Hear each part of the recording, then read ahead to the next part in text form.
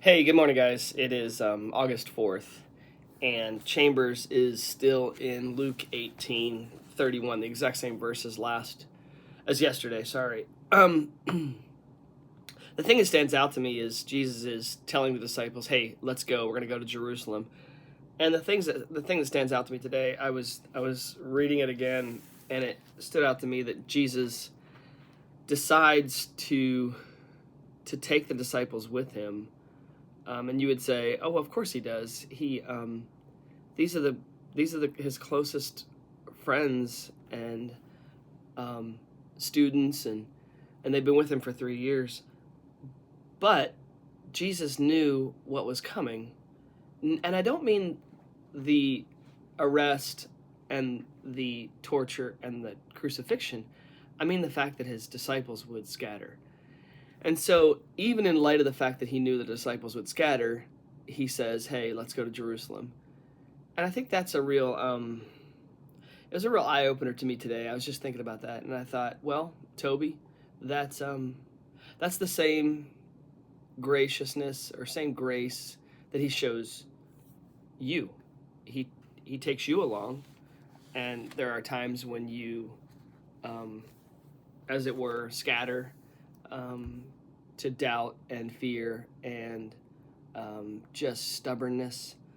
And so I think this picture of him saying to his disciples, "Hey, let's go," and him knowing what's coming and taking them with him anyway. Um, and obviously, he did it because he knew that that was best for them. He knew that this was going to produce good fruit in them on the other end. And so he obviously does it for no reason that serves him at all. Um, so, on that note, Chambers has some thoughts about our being comrades, as he calls it, of God. And he says it this way, and Chambers is really good at humbling us. If nothing else, he brings humility. And he says, as long as you think there's something in you, God cannot choose you because you have ends of your own to serve.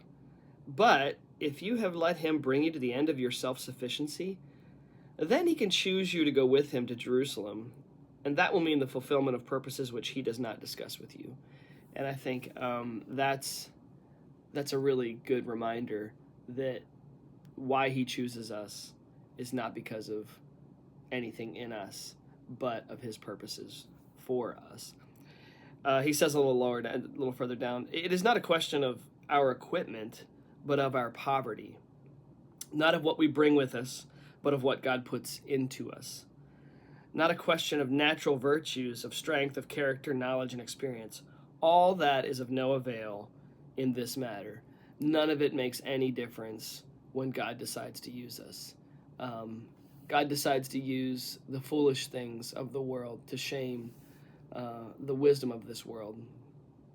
Um, and we are those things, by the way. I, the kind of a key sentence here. He can do nothing with the man who thinks that he is of use to God. Um, it's interesting because I know I've taught many times about be useful, be useful, be useful. And that's a really fine line how you teach that, because being useful just means being available. Being available. Being useful does not mean um, Um, well, it's funny because we train ourselves in theology, we train ourselves, we want to constantly be improving ourselves, but to think that God needs our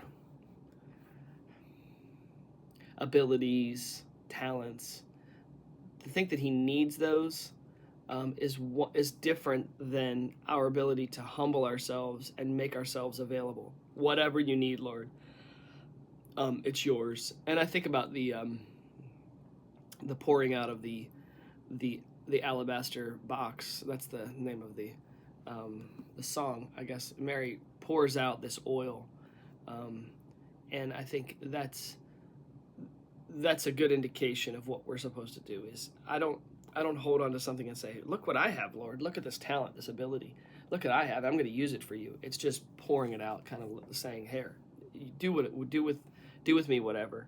The last point here that Chambers makes that I'll highlight is the main thing about Christianity is not the work we do, but the relationship we maintain and the atmosphere produced by that relationship. And that's the biggest challenge, I think, is for us to get outside. And I don't know if it's my generation or my upbringing or whatever, but this works based thinking that I have something to offer with my talents, skills, abilities, knowledge, so on, is something I constantly have to push back against. But he's gracious enough to take us with him to Jerusalem, even though he knows, even though he knows at times we're going to scatter, just like the disciples. There are times when we're going to doubt and fear.